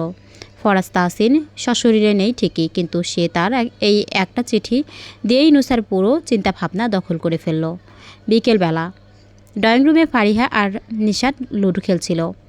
ফারিহা সোফায় পা তুলে গুটি চালতে চালতে মুখ বাঁকিয়ে বলল, ইস, বড় সাহেব চলে যেতেই বাড়িটা কেমন খালি খালি লাগছে রে নিশাত ভাইয়া। ঝগড়া করার মতো মানুষই নেই। সকালে উঠে কাকে দেখে মুখ ভ্যাংচাবো বলতো। নিশাত একটা চাল দিয়ে হেসে বলল, কেন, তোর ওই রাক্ষস ভাইয়াকে খুব মিস করছিস বুঝি? এতদিন তো যাওয়ার জন্য কান্নাকাটি করছিলি। ফারিহা থতমত খেয়ে গেল। আরে মিস করব কোন দুঃখে? ফারিহা চোখ বড় বড় করল। আমি ভাবছিলাম এখন নুসা আপু আর শাহরিয়ার ভাইয়া একদম শান্তিতে প্রেম প্রীতি করতে পারবে, কোনো মিলিটারি ডিসিপ্লিন নেই। ঠিক তখনই ফারিহার ফোনের স্ক্রিনে একটা অচেনা নম্বর থেকে মেসেজ ভেসে উঠল। ফারিহা মেসেজটা খুলতেই তার চোখ কপালে উঠল। মেসেজে লেখা, ফারিহা 4:30টার মধ্যে তোমার কোচিংয়ের পড়া শেষ করে টেবিলে বসবে। সন্ধ্যাকালীন পড়াশোনায় যেন কোনো ফাঁকি না পড়ে। নিশাতকে নজর রাখতে বলেছে, মেজাজ না দেখিয়ে পড়া শুরু করো। ফারিহা লাফিয়ে উঠল। ও মা গো, এই লোকটা কি জ্যান্ত সিসিটিভি নাকি? বেড়াকে গিয়েও আমাকে ট্র্যাকিং করছে। নিশাত হাঁ হাঁ করে হেসে উঠল। তোকে তো আগেই বলেছি ফারিহা। ফরাজ ভাইয়া দূরে থাকলেও তাহসিন ভিলাই কার ঘড়িতে কটা বাজছে সব খবর ওনার কাছে পৌঁছে যায়। একই সময়ে দোতলায় নুসার নতুন ফোনের স্ক্রিনে একটা নোটিফিকেশন এলো। ফরাজের নম্বর থেকে একটা মেসেজ, দুপুরের ওষুধটা খেয়েছ? নুসা থমকে গেল। সে ফোনটা হাতে নিয়ে টাইপ করলো, হ্যাঁ খেয়েছি। কয়েক সেকেন্ডের মধ্যেই রিপ্লাই এলো, আর শাহরিয়ার যদি আজ বিকেলে তোমাকে দেখতে আসে তবে তাকে জানিয়ে দিও। নুসা তাহসিন কোনো পরপুরুষের সাথে একা বাইরে চায় না। নুসা মেসেজটার দিকে তাকিয়ে রইল। ফরাজ ফিজিক্যালি এই বাড়িতে নেই, কিন্তু তার হুকুম, তার অধিকারবোধ আর তার অদৃশ্য উপস্থিতি তাহসিন ভিলার প্রতিটি কোণে, বিশেষ করে নুসার মনের পুরোটা জুড়ে আরও বেশি তীব্র হয়ে চেপে বসেছে। ফরাজ ব্যারাকে ফিরে যাওয়ার পর দেখতে দেখতে 3টা দিন কেটে গেল। ড্রয়িং রুমে ফয়সাল তাহসিন আর শাহরিয়ারের আনাগোনা বেড়েছে। বিয়ের নতুন তারিখ আর কেনাকাটা নিয়ে আলোচনা চলছে পুরোদমে। কিন্তু তাহসিন ভিলার পরিবেশ যতই স্বাভাবিক করার চেষ্টা করা হোক না কেন, নুসার মনটা অদ্ভুত এক ব্যাকুলতায় ছটফট করছিল। শাহরিয়ার প্রতিদিন বিকেলে আসে, নুসার জন্য ফুল নিয়ে আসে, মিষ্টি মিষ্টি কথা বলে, কিন্তু নুসার মন সেই কথায় একটুও সাড়া দেয় না। শাহরিয়ারের এই অতি আদর আর পরিশীলিত ভালোবাসার চেয়ে ফরাজের সেই গম্ভীর কণ্ঠের ধমক, কপালে হাত রেখে জ্বরের উত্তাপ মাপা আর ঝুম বৃষ্টির রাতে কাঁধে জড়িয়ে দেওয়া শার্টের উষ্ণতা নুসাকে বেশি টানে। সন্ধ্যা নামতেই হালকা বৃষ্টি শুরু হলো। নুসা তার ঘরের বারান্দায় দাঁড়িয়ে বাইরের খোলা বাতাসের দিকে তাকিয়েছিল। হাতে ধরা ফরাজের সেই চিঠিটা, যা সে গত 3 দিনে অন্তত 100 বার পড়েছে। ঠিক তখনই তার হাতের ফোনটা থরথর করে কেঁপে উঠল। স্ক্রিনে ফরাজের নামটা ভাসছে। নুসা একটু ধুকপুক বুকে ফোনটা কানে তুলল। হ্যালো। নুসার কণ্ঠস্বরটা খুব নিচু ও কাঁপা কাঁপা শোনালো। ওপাশ থেকে এক মুহূর্তের নিস্তব্ধতা, তারপর ভেসে এলো ফরাজের সেই গভীর পুরুষালী ও শানিত সুর। এখনও বারান্দায় দাঁড়িয়ে বৃষ্টি দেখছো? নুসা চমকে উঠে চারপাশে তাকালো। আপনি কিভাবে জানলেন? ফরাজ হালকা এক চিলতে হাসলো। সেই হাসির শব্দে নুসার বুকের ভেতর যেন অজস্র প্রজাপতি ডানা মেলল। ফরাজ বলল, আমি বলেছি না নুসা, আমার চোখ আর কান এই বাড়িতেই আছে। বারান্দা থেকে ভেতরে যাও। সেই দিনের মতো শরীর খারাপ করলে এবার কিন্তু রেইনকোট জড়িয়ে দেওয়ার জন্য আমি কাছে থাকবো না। নুসা অভিমানী কণ্ঠে বলে উঠল, আপনি কাছে থাকেনি বা কখন? সবসময় তো দূরে দূরে থাকেন, কঠোরতা দেখান, আর এখন ফোনে এসেও হুকুম চালাচ্ছেন। ফরাজের ওপাশের ভারী নিঃশ্বাসের শব্দ স্পষ্ট শোনা গেল। সে কয়েক সেকেন্ড চুপ থেকে খুব ধীর ও গম্ভীর গলায় বলল, কাছে আসলেই তো বিপত্তি নুসা। তোমার ওই মায়াবী চোখের দিকে তাকালে আমার মিলিটারি ডিসিপ্লিন ভেঙে গুড়িয়ে যেতে চায়। আর দূরে থাকি বলেই তো বুঝতে পারছি এই বরফ জমা বুকের ভেতর তোমার জন্য কতটা উত্তাপ লুকিয়ে আছে। কথাটা শুনে নুসার নিঃশ্বাস যেন থমকে গেল। ফরাজ তাহসিনের মুখ থেকে এমন কথা, সে কি সত্যি শুনছে নাকি ভুল স্বপ্ন দেখছে? নুসার হাত থেকে ফোনটা প্রায় পড়ে যাচ্ছিল। ফরাজ ভাইয়া, আপনি কি বলছেন এসব? নুসা তোতলাতে লাগলো। যা সত্যি তাই বলছি। ফরাজের গলায় আজ কোনো কঠোরতা ছিল না, ছিল এক গভীর অনুরাগের আবেশ। শাহরিয়ারের সাথে হাসি মুখে কথা বলার সময় আমার কথাটা একবারও মনে পড়ে না নুসা? আমি যখন ঘরে থাকি না তখন কি আমার ওই কঠোর চাহনিটার অভাব তোমার অনুভূতির খাতায় এতটুকু দাগ কাটে না? নুসা বারান্দার রেলিংটা শক্ত করে চেপে ধরল। চোখে পানি চলে এসেছে তার, কিন্তু এই পানি কষ্টের নয়, এক অদ্ভুত আনন্দের। সে নিচু স্বরে বলল, আপনি তো আমাকে কোনো দিন বলেননি যে আপনি আমাকে চান। আপনি তো শুধু ডিভোর্স আটকে নিজের অহংকার বজায় রাখতে চাইছেন। অহংকার? ফরাজ বিদ্রুপাত্মক কিন্তু মিষ্টি করে হেসে বলল, কোনো পুরুষ নিজের অহংকারের জন্য 1000 মাইল দূরে বসে কোনো নারীর ঘরের খবর নেয় না নুসা। তুমি আমার রেজিস্টার্ড বউ হতে পারো, কিন্তু আমার বুকের ভেতর তুমি একদম নিজস্ব অধিকার নিয়ে বসে আছো। শাহরিয়ার তোমাকে ফুল দিতে পারে, কিন্তু তোমার ওই চোখের ভেজা পানি মোছার অধিকার শুধু ফরাজ তাহসিনের। নুসার বুকটা দুরু দুরু কাঁপছিল। ফরাজের এই রোমান্টিক অথচ সুদৃঢ় রূপ নুসাকে পুরোপুরি মাতাল করে তুলছিল। তাহলে আপনি চলে এলেন কেন? নুসা আকুল হয়ে জিজ্ঞেস করলো, কেন আমাকে ওই শাহরিয়ার ভাইয়ার সামনে ফেলে রেখে গেলেন? কারণ কিছু লড়াই সামনাসামনি না লড়ে মনস্তাত্ত্বিকভাবে জিততে হয়। ফরাজ ধীর কণ্ঠে বলল, আমি দেখতে চেয়েছিলাম আমার অনুপস্থিতিতে তোমার মন কার দিকে থাকে। নুসা, সত্যি করে বলো তো, এখন এই মুহূর্তে তোমার কার কথা সবচেয়ে বেশি মনে পড়ছে, শাহরিয়ারের নাকি আমার? নুসা ফোনের ওপর মুখ লুকিয়ে ফেলল। তার লাল হয়ে যাওয়া গাল দুটো ফরাজ দেখতে পাচ্ছে না ঠিকই, কিন্তু অনুভূতির আজ ঠিকই সীমানা পেরিয়ে পৌঁছাচ্ছে। নুসা ফিসফিস করে বলল, আপনার, শুধু আপনার কথা। ওপাশে ফরাজ একটা তৃপ্তির দীর্ঘশ্বাস ফেলল। তার সেই বরফ শীতল কণ্ঠ আজ যেন এক পরম মমতায় গলে জল হয়ে গেল। ভালো। ফরাজ নিচু ও রোমান্টিক সুরে বলল, নিজের মনটাকে সামলে রেখো নুসা। আগামী সপ্তাহে আমি আবার 2 দিনের ছুটিতে আসছি।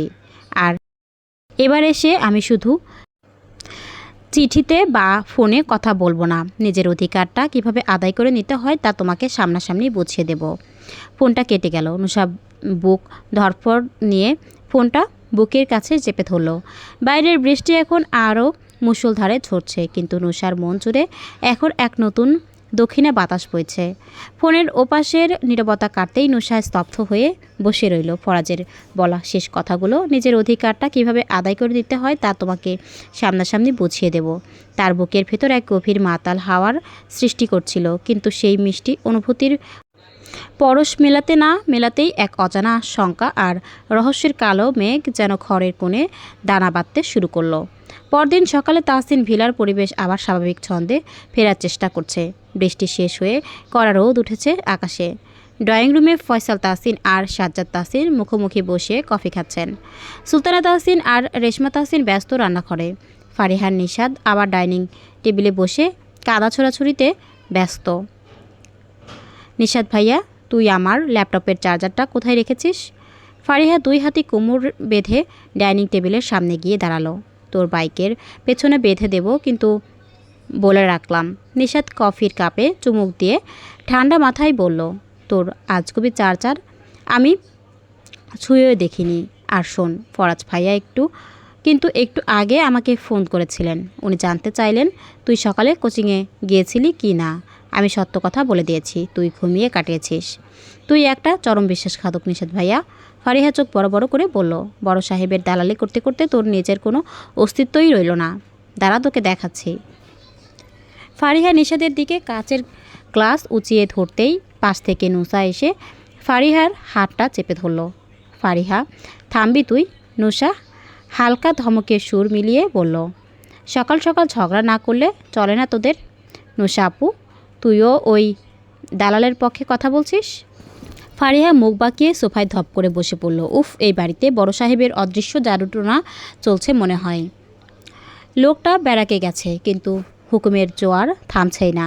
নিশাত মুচকি হেসে নুসার দিকে তাকালো। নুসার চেহারায় এক অন্যরকম উজ্জ্বলতা।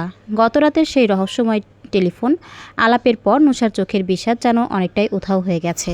সেখানে জায়গা করে নিয়েছে এক গোপন অনুরাগের আবেশ। ঠিক দুপুর 12টা নাগাদ তাহসিন ভিলার সামনে একটা গাঢ় কালো রঙের ব্র্যান্ড নিউ প্রাইভেট কার এসে থামল।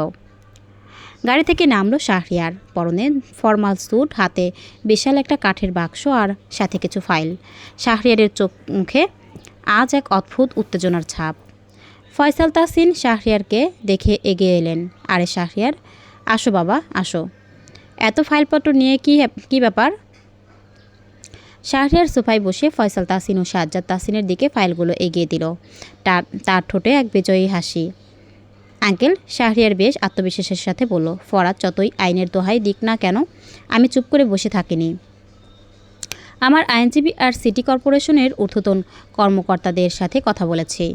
ফরাজের সাথে নুসার যে গোপন বিয়েটা হয়েছিল 5 বছর আগে, সেটার অফিসিয়াল নথিতে অনেক আইনি ত্রুটি ছিল। কারণ নুসা তখন নাবালিকা ছিল এবং ফরাজ নিজের পরিচয় গোপন করে বিয়ে করেছিল। শাহরিয়ারের কথাটা শুনে ড্রয়িং রুমে যেন এক ছোটোখাটো বজ্রপাত হলো। সোফার এক কোণে ট্রেতে জুসের গ্লাস নিয়ে দাঁড়িয়ে থাকা নুসা চমকে উঠল। তার হাত থেকে জুসের গ্লাসটা সামান্য কেঁপে উঠল। শাহরিয়ার বলতে লাগলো, আইন মতে ওই বিয়ের আইনি বৈধতা নিয়ে বিরাট প্রশ্ন তোলা সম্ভব। আমি যদি এই ফাইলগুলো আদালতে জমা দিই, তবে 90 দিনের অপেক্ষা তো দূরের কথা, আগামী 3 দিনের মধ্যে এই বিবাহ রেজিস্ট্রি সম্পূর্ণ বাতিল বা অবৈধ ঘোষণা করা যাবে, আর নুসা সম্পূর্ণ আইনিভাবে আমার হওয়ার জন্য স্বাধীন হয়ে যাবে। ফয়সাল তাহসিন সোজা হয়ে বসলেন। সত্যি বলছো তা শাহরিয়ার? তাহলে তো ফরাজের ওই অহংকার আর আইন দেখানোর ধান্দা এক নিমেষে শেষ হয়ে যাবে। হ্যাঁ আঙ্কেল, শাহরিয়ার হেসে বলল। আমি শুধু নুসার সম্মতির জন্য অপেক্ষা করছি। নুসার সই করলেই আমি কোর্টে কেস ফাইল করে দেব। নুসার বুকের ভেতরটা হু হু করে উঠল। সে শাহরিয়ারের দিকে তাকালো। শাহরিয়ারের ভালোবাসার আড়ালে লুকিয়ে থাকা ওই সুচতুর চালটা নুসাকে ভেতর থেকে শিউরে তুলল। ফরাজ ঠিকই বলেছিল, শাহরিয়ারের এই ভালোবাসার চকচকে রূপের পেছনে অন্য কোনো হিসেব নিকেশ কাজ করছে। নুসা এগোতে গিয়েও থমকে গেল। সে কোনো কথা না বলে জুসের ট্রেটা টেবিলে রেখে সোজা উপরে নিজের ঘরে চলে গেল। ঘরে ঢুকে নুসা ফরাজের সেই রাখা সাদা খামের চিঠিটা আবার বের করলো। তার হাত থরথর করে কাঁপছে। শাহরিয়ার যদি এই আইনি ত্রুটির সুযোগ নিয়ে বিয়েটা অবৈধ প্রমাণ করে দেয়, তবে ফরাজ তাহসিনের মিলিটারির ক্যারিয়ারে বিরাট এক দাগ পড়ে যাবে। ফরাজ নিজের সম্মান আর সততাকে জীবনের চেয়েও বেশি ভালোবাসে। শাহরিয়ার আসলে নুসাকে পাওয়ার চেয়েও ফরাজকে হারানোর খেলায় নেমেছে। নুসা আর কোনো উপায় না পেয়ে ফরাজের নম্বরে ডায়াল করলো। প্রথমবার রিং হয়ে কেটে গেল। দ্বিতীয়বার ডায়াল করতেই উপাস থেকে ফরাজের গম্ভীর কণ্ঠস্বর ভেসে এলো। নুসা, কিছু হয়েছে? এই অসময়ে ফোন দিলে নুসা ফুপিয়ে কেঁদে উঠল। ফরাজ ভাইয়া, শাহরিয়ার ভাইয়া এসেছে। উনি কিছু ফাইল এনেছেন। উনি বলছেন 5 বছর আগের আমাদের বিয়ের কাগজে নাকি বিশাল আইনি ভুল ছিল। উনি কোর্টে গিয়ে আমাদের বিয়েটা অবৈধ প্রমাণ করে দিতে চাইছেন। ওপাশের ফরাজ তাহসিন এক মুহূর্তের জন্য নীরব হয়ে গেল, কিন্তু সেই নীরবতার ভেতর থেকে এক অবিশ্বাস্য হিমশীতল শান্ত ভাব ছড়িয়ে পড়ল। ফরাজের গলায় কোনো ভয় বা প্যানিকের লেশমাত্র ছিল না। শাহরিয়ার ফাইল এনেছে? ফরাজ অত্যন্ত ধীর ও শানিত গলায় জিজ্ঞেস করলো। হ্যাঁ, উনি আঙ্কেলকে দেখাচ্ছেন। আপনার মিলিটারির ক্যারিয়ার আর সম্মানের ক্ষতি করার ভয় দেখাচ্ছেন। আপনি এখনই কিছু করুন ফরাজ ভাইয়া, আমি ওনাকে বিয়ে করতে চাই না। নুসা নিজের ভেতরের আকুলতা আর ধরে রাখতে পারল না। সোজাসুজি নিজের মনের গোপন ভালোবাসার কথা প্রকাশ করে দিল। ওপাশে ফরাজের একটা গভীর ও তৃপ্তির শ্বাস নেওয়ার শব্দ শোনা গেল। তারপর তার কণ্ঠস্বর নরম হয়ে এলো, এতটাই রোমান্টিক আর গভীর যে নুসার কান্না থামিয়ে দিল। নুসা, ফরাজ খুব নিচু ও প্রলুব্ধকর গলায় বলল, তুমি কি সত্যিই আমাকে ভালোবেসে ফেলেছ, নাকি শুধুই শাহরিয়ারের ভয়ে এই স্বীকারোক্তি দিলে? নুসা ভেজা চোখে ফিসফিস করে বলল, আমি জানি না, আমি শুধু জানি আমি ফরাজ তাহসিনের স্ত্রী। আপনি ছাড়া অন্য কোনো পুরুষ আমার গায়ে হাত দেবে বা আমাকে অধিকার করবে তা ভাবলেও আমার মরে যেতে ইচ্ছে করে। আপনি প্লিজ চলে আসুন ফরাজ ভাইয়া।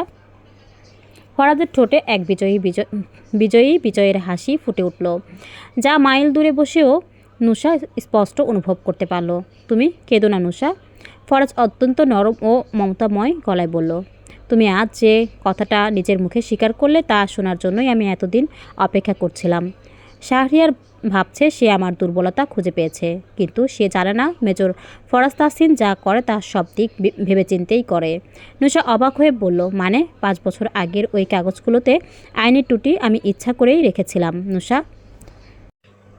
ফরাজের গলায় আজ রহস্যের এক বিরাট বিস্ফোরণ ঘটল, কারণ আমি জানতাম যদি কোনোদিন এই পরিবারের ভেতর থেকে কোনো শত্রুর জন্ম হয় তবে সে ওই কাগজগুলো দিয়েই আমাকে আঘাত করতে আসবে। শাহরিয়ার যে ফাইলগুলো দেখছে সেগুলো অসম্পূর্ণ। আসল রেজিস্ট্রি ফাইল আর মিলিটারি ভেরিফিকেশনের সমস্ত অনুমতি আমার নিজের পার্সোনাল সেফে সুরক্ষিত আছে। নুসা হাঁ করে থেমে গেল। ফরাজ 5 বছর আগেই এই পুরো খেলার ছক কষে রেখেছিল? আপনি 5 বছর আগেই এসব ভেবে রেখেছিলেন? নুসা অবিশ্বাস্য চোখে চেঁচিয়ে উঠল। হ্যাঁ, ফরাজ নিচু ও রোমান্টিক গলায় বলল, কারণ আমি জানতাম 18 বছরের ফরাজ তাহসিনের কাছে 13 বছরের নুসাকে সামলানোর মতো শক্তি তখন ছিল না, কিন্তু আজকের 6 ফুট 2 ইঞ্চির মেজর ফরাজ তাহসিন নিজের বউকে কিভাবে বুক দিয়ে আগলে রাখতে হয় তা খুব ভালো করে জানে। শাহরিয়ারকে খেলতে দাও নুসা, আমি এখনই বের হচ্ছি। বিকেলের মধ্যে আমি তাহসিন ভেলায় আসছি। আমার প্রতি তোমার এই অবাধ্য ভালোবাসার প্রতিটি হিসেব চুকিয়ে নেব। ফোনটা কেটে গেল। নুসা বুকের উপর হাত রেখে ধপ করে বিছানায় বসে পড়ল। ফরাজ তাহসিনের এই তীক্ষ্ণ বুদ্ধিমত্তা, গভীর দূরদর্শিতা আর একই সাথে গভীর রোমান্টিকতা নুসাকে এক অদ্ভুত মোহাচ্ছন্নতার সাগরে ভাসিয়ে নিয়ে গেল। বিকেল 4টে। তাহসিন ভিলার চারপাশ আবার থমথমে। শাহরিয়ার ফাইলগুলো গুছিয়ে সোফায় বসে নুসার নিচে নামার অপেক্ষা করছিল। ফয়সাল তাহসিন হাসি মুখে কফি খাচ্ছিলেন। ঠিক তখনই তাহসিন ভিলার মেইন গেট ঠেলে ভেতরে ঢুকলো সামরিক বাহিনীর একটা জলপাই রঙের ক্যানভয়ে গাড়ি থেকে নামলো মেজর ফরাজ তাহসিন। গায়ে তার পূর্ণাঙ্গ মিলিটারি ড্রেস, চোখে কালো রোদ চশমা আর হাঁটার চরণের রাজুকে সেই মিলিটারির দাপট। ফরাজ সশব্দে ড্রয়িং রুমে প্রবেশ করলো। তার উপস্থিতিতে ঘরের সমস্ত বাতাসের উষ্ণতা যেন মুহূর্তেই হিমশীতল হয়ে গেল। ফরাজ চশমাটা খুলে পকেটে রাখলো, তারপর ঠান্ডা চোখে সোফায় বসা শাহরিয়ারের দিকে তাকালো। তার ঠোঁটের কোণে ফুটে উঠল এক শানিত ও রহস্যময় বিদ্রূপের হাসি। শাহরিয়ার। ফরাজ অত্যন্ত ধীর ও গম্ভীর গলায় বলল, শুনেছি তুমি 5 বছর আগের একটা ফাইল নিয়ে খুব লাফালাফি করছো, কিন্তু তুমি কি জানো যে খেলায় তুমি মাত্র পা দিয়েছ সেই খেলার মূল ছক 5 বছর আগেই মেজর ফরাজ তাহসিন নিজ হাতে সাজিয়ে রেখেছিল? শাহরিয়ারের হাতের কফির কাপটা থরথর করে কেঁপে উঠল। ড্রয়িং রুমে উপস্থিত ফয়সাল তাহসিন, সাজ্জাদ তাহসিন, ফারিহা আর নিশাত স্তব্ধ হয়ে ফরাজের দিকে তাকিয়ে রইল। আর দোতলার সিঁড়ির কোণে দাঁড়িয়ে নুসা হৃদয়ের সমস্ত ভালোবাসা আর মুগ্ধতা নিয়ে তাকিয়ে রইল নিজের সেই বরফ শীতল প্রচণ্ড প্রেমময় স্বামী মেজর ফরাজ তাহসিনের দিকে। তাহসিন ভিলার ড্রয়িং রুমের বাতাসে এখন এক হিমশীতল নীরবতা। বাইরে বিকেলের শেষ আলো টকটকে লাল হয়ে মিলিয়ে যাচ্ছে, আর ঘরের ভেতরে দাঁড়িয়ে আছে জলপাই রঙের ইউনিফর্ম পরা 6 ফুট 2 ইঞ্চির মেজর ফরাজ তাহসিন। তার কাঁধের মেজরের র্যাঙ্ক ব্যাজগুলো বারান্দার আবছা আলোয় চকমক করছে। সোফায় বসা শাহরিয়ারের ফর্সা মুখটা মুহূর্তে ফ্যাকাশে হয়ে গেল। ফয়সাল তাহসিন গাম্ভীর্য ধরে রাখার ব্যর্থ চেষ্টা করে চশমাটা ঠিক করলেন, আর সাজ্জাদ তাহসিন চুপচাপ ছেলের এই অপ্রতিরোধ উপস্থিতি পর্যবেক্ষণ করতে লাগলেন। দোতলার সিঁড়ির কোণে দাঁড়িয়ে নুসা বুকের ভেতর হাত চেপে ধরে আছে। তার হৃৎপিণ্ড এক দ্রুত হাতুড়ি পেটার মতো লাফাচ্ছে, যে নিজের নিঃশ্বাসের শব্দ নিজেই শুনতে পাচ্ছে। ফরাজ যেভাবে এক ছটকায় এসে সব সমীকরণ উল্টে দিল, তাতে নুসার পুরো কেঁপে উঠেছে। শাহরিয়ার নিজেকে সামলে নিয়ে সোফা থেকে উঠে দাঁড়ালো, হাত দুটো ট্রাউজারের পকেটে গুজে এক বিদ্রূপের হাসি ফোটানোর চেষ্টা করে বলল, ফরাজ, তুমি মিলিটারি অফিসার হতে পারো, কিন্তু আইনি বেড়াজাল ফাঁকি দেওয়ার সাধ্য তোমার নেই। 5 বছর আগের ওই নিকানামায় তুমি আর নুসা দুজনেই অপ্রাপ্তবয়স্ক ছিলে। তাছাড়া তোমার অমতে কোনো উপযুক্ত সাক্ষী ছাড়া ওই ভুয়া বিয়েটা হয়েছিল। তুমি কি অস্বীকার করতে পারবে যে তুমি ওই বিয়েতে আদৌ রাজি ছিলে না? ফরাজ ধীর পায়ে শাহরিয়ার দিকে 2-1 পা এগিয়ে এলো। তার সামরিক বোটের ঠকঠক শব্দে ঘরের ভেতর যেন মৃত্যুর মতো নীরবতা নেমে এলো। ফরাজ পকেট থেকে রোদ চশমাটা বের করে ডাইনিং টেবিলে রাখলো। তারপর একদম ঠান্ডা চোখে শাহরিয়ারের মুখোমুখি দাঁড়ালো। আমি অস্বীকার করছি না। শাহরিয়ার ফরাজের কণ্ঠে সেই চিরচেনা শানিত ও বরফ শীতল সুর। 5 বছর আগে 18 বছরের ফরাজ তাহসিন এই জোরপূর্বক চাপিয়ে দেওয়া বিয়েতে বিন্দুমাত্র রাজি ছিল না। 13 বছরের একটা বাচ্চার সাথে বিয়ের পিঁড়িতে বসাটা ফরাজ তাহসিনের ব্যক্তিত্বের সাথে যেত না। তাই আমি সেদিনই বাড়ি ছেড়ে পালিয়ে গিয়েছিলাম। ফরাজের এই সরাসরি স্বীকারোক্তিতে ড্রয়িং রুমে উপস্থিত সবাই একটু চমকে উঠল। ফয়সাল তাহসিন কড়া গলায় বলে উঠলেন, তবে এখন কিসের বাহানা দেখাচ্ছ ফরাজ? তুমি যখন নিজেই স্বীকার করছো যে বিয়েতে রাজি ছিলে না, তবে এখন কেন নুসার জীবনের পথে আটকে দাঁড়াচ্ছ? ফরাজ আর চোখে সিঁড়ির দিকে এক পলক তাকালো। সেখানে ভেজা চোখে দাঁড়িয়ে থাকা নুসার ফ্যাকাশে মুখটা তার চোখ এড়ালো না।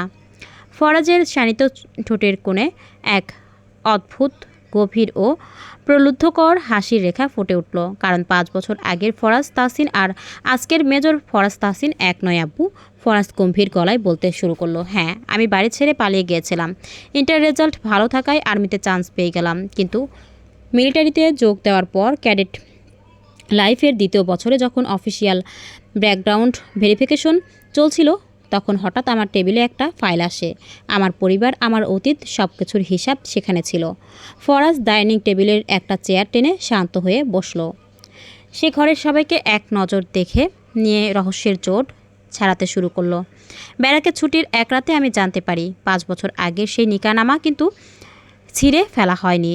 আব্বু আর আঙ্কেল নুসার সুরক্ষার দোহাই দিয়ে ওই কাজী মারফত রেজিস্ট্রি খাতাটা গোপন করে রেখেছিলেন। আমি সেদিন চাইলেই আর্মিতে নিজের পদবি ব্যবহার করে ওই আইনি দলিল এক নিমেষে বাতিল করে দিতে পারতাম। অফিসিয়ালি নিজেকে অবিবাহিত ঘোষণা করে সব ঝামেলা মিটিয়ে ফেলতে পারতাম। কিন্তু ফরাজ থামল। সে সোজা নুসার চোখের দিকে তাকালো। সেই দৃষ্টিতে এতদিনের জমে থাকা, লুকিয়ে রাখা অধিকার, তীব্র অনুরাগ আর গভীর প্রেম যেন এক বাঁধভাঙা নদীর মতো উছলে উঠল। কিন্তু আমি তা করিনি, ফরাজ নিচু ও ভারী গলায় বলল। ক্যাডেট একাডেমির ওই দীর্ঘ 3 বছর আমি যখনই চোখ বন্ধ করতাম, আমার মনে পড়ে যেত ওই 13 বছরের নিষ্পাপ মেয়েটার ভীতু চোখ দুটো। ফরাজ তাহসিনের পালিয়ে যাওয়ার অপরাধে, যাকে পুরো পরিবারের কাছে সারা জীবন অপরাধী হয়ে বেঁচে থাকতে হয়েছে। আমি বুঝলাম আমি পালিয়ে গিয়ে অন্যায় করেছি।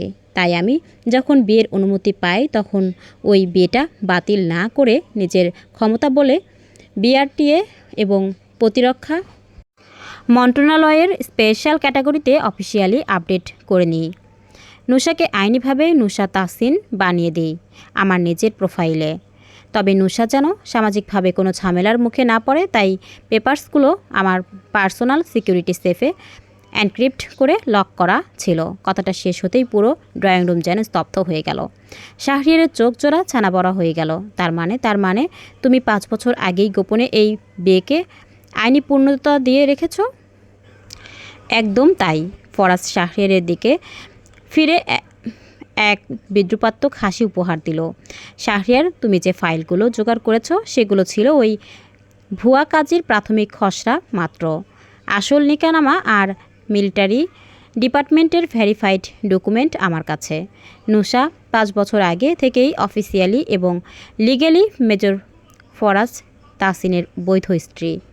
আর তাই 90 দিনের আগে তো দূর, 90 জন্ম চেষ্টা করলেও নুসাকে আমার কাছ থেকে ছিনিয়ে নেওয়ার সাধ্য তোমার বা কোনো আইনি কাগজের নেই। নুসার বুকের ভেতর যেন একটা বিশাল বড় পাহাড় থেকে ঝর্ণা ঝরে পড়ল। চোখের পানি আর বাদ মানল না তার। দুগাল বেয়ে হু হু করে পানি গড়িয়ে পড়তে লাগলো। নুসা হাত দিয়ে মুখ ঢেকে ফেলল। ফরাজ ভাইয়া কোনো দিন ওকে ঘৃণা করেননি। ফরাজ ভাইয়া যে পালিয়ে যাওয়ার পর থেকে প্রতিটি মুহূর্তে নুসাকে নিজের অর্ধাঙ্গিনী হিসেবে স্বীকৃতি দিয়ে নিজের জীবনের সাথে জড়িয়ে রেখেছিল, এই সত্যটা নুসার জীবনের সবথেকে সেরা পাওনা। ফারিহা ড্রয়িং রুমের এক কোণে দাঁড়িয়ে হাঁ করে নিজের ভাইয়ার দিকে তাকিয়েছিল। সে নিশাতের জামার হাতা চেপে ধরে ফিসফিস করে বলল, নিশাত ভাইয়া, তুই আমাকে একটা কামড় দে তো। আমি কি কোনো তামিল সিনেমার ক্লাইম্যাক্স দেখছি? বড় সাহেব 5 বছর আগে থেকেই নুসা আব্বুকে বুকিং দিয়ে রেখেছিল। নিশাত মুচকি হেসে ফারিহার মাথায় হালকা চাটি মেরে বলল, তোকে আগেই বলেছিলাম না ফারিহা, ফরাজ ভাইয়া যেটা করে তার পেছনে অনেক বড় মাস্টার প্ল্যান থাকে। তুই শুধু শুধু ওনাকে রাক্ষস করিস। ফয়সাল তাহসিন এবার সম্পূর্ণ দমে গিয়ে সোফায় ধপ করে বসে পড়লেন। সাজ্জাদ তাহসিন দীর্ঘশ্বাস ফেলে রেশমা তাহসিনের দিকে তাকালেন। রেশমা তাহসিনের চোখে তখন গর্ব আর আনন্দের পানি। শাহরিয়ারের মুখের হাসির ছায়াটুকুও আর অবশিষ্ট ছিল না। তার ভালোবাসার দুর্গ যেন এক ফুয়ে উড়ে গেল। কিন্তু শাহরিয়ারের জল শক্ত হয়ে উঠল। সে ফাইলের ব্যাগটা এক ঝটকায় হাতে নিয়ে ফরাজের কাছে এসে দাঁড়ালো। ফরাজ, তুমি হয়তো ভাবছো তুমি জিতে গিয়েছো। শাহরিয়ার অত্যন্ত নিচু ও হিংসাত্মক গলায় বলল, তুমি মনে রেখো, তুমি শুধু নুসাকে আঁকড়ে ধরতে গিয়ে নিজের বিপদ ডেকে আনছো। ফরাজ এক ভ্রু উপরে তুলল। কিসের বিপদ? শাহরিয়ার ঠোঁটের কোণে এক রহস্যময় ও বিপজ্জনক হাসি ফুটিয়ে তুলল। তুমি মিলিটারির বড় অফিসার হতে পারো ফরাজ, কিন্তু সরকারের ওই নতুন পারমাণবিক বিদ্যুৎ কেন্দ্রে প্রজেক্টের রুট ট্র্যাকিং ফাইলটা আটকে রাখা তোমার জন্য কত বড় ভুল হচ্ছে তা তুমি খুব শিগগিরই বুঝতে পারবে। দক্ষিণ উপকূলের ওই মেঘনা প্রজেক্টের ল্যান্ড ইকুইজিশন ফাইলে তুমি সই করনি, তাই তো? তুমি কি ভেবেছো তুমি একা মিলিটারির পাওয়ার দেখিয়ে আন্তর্জাতিক ওই কনসোর্টিয়াম প্রজেক্টটা বন্ধ করে দিতে পারবে? শাহরিয়ারের এই আচমকা প্রজেক্ট সংক্রান্ত কথায় ড্রয়িং রুমের আবহাওয়া আবার এক ঝটকায় বদলে গেল। ফরাজের চোখের মণি মুহূর্তের মধ্যে বরফের মতো জমে শক্ত হয়ে গেল। এতক্ষণ ফরাজের মুখে যে হালকা বিদ্রুপ বা অনুরাগের ছাপ ছিল তা এক নিমেষে গায়েব হয়ে সেখানে জায়গা করে নিল এক দুর্ধর্ষ খতরনাক সামরিক অফিসারের ক্রূরতা। ফরাজ ধীরে ধীরে চেয়ার ছেড়ে উঠে দাঁড়ালো।